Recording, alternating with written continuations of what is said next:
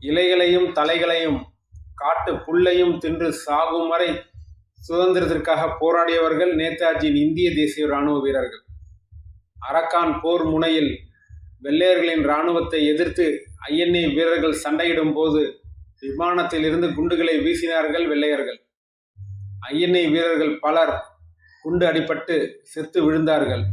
அவர்களை புதைப்பதற்கோ அல்லது எரிப்பதற்கோ எந்த வசதியும் இல்லாததால் உடல்களை அப்படியே விட்டுவிட்டு காட்டாற்று வெள்ளத்திலே போட்டுவிட்டு மீண்டும் துப்பாக்கியை தூக்கியவர்கள் இந்திய தேசிய இராணுவ வீரர்கள்.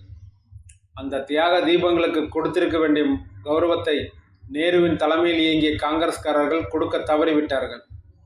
பணத்துக்காகவும் ஓட்டுக்காகவும் பச்சோந்திகளுக்கு வாய்ப்பு கொடுத்து வந்தனர். விளைவு, ஒரு காலத்தில் திலகர் இருந்த கட்சி, நேதாஜி தேவர் இருந்த கட்சி இன்று வெள்ளையர்களுக்கு பாத பூஜை செய்தவர்களிடம் தொகுதிகளுக்காக கெஞ்சி கொண்டிருக்கிறது. தேசத்திற்கு எதிராகவும் தேசத்திற்காக உண்மையாக பாடுபட்ட வீரர்களுக்கு எதிராகவும் எந்த கட்சி தன் கொள்கைகளை வகுத்து அதன் செயல்பட்டாலும் அவர்களுக்கும் இன்று காங்கிரஸ் நடந்த அதே கைதான் எதிர்காலத்தில் நடக்கும். நன்றி, வணக்கம்.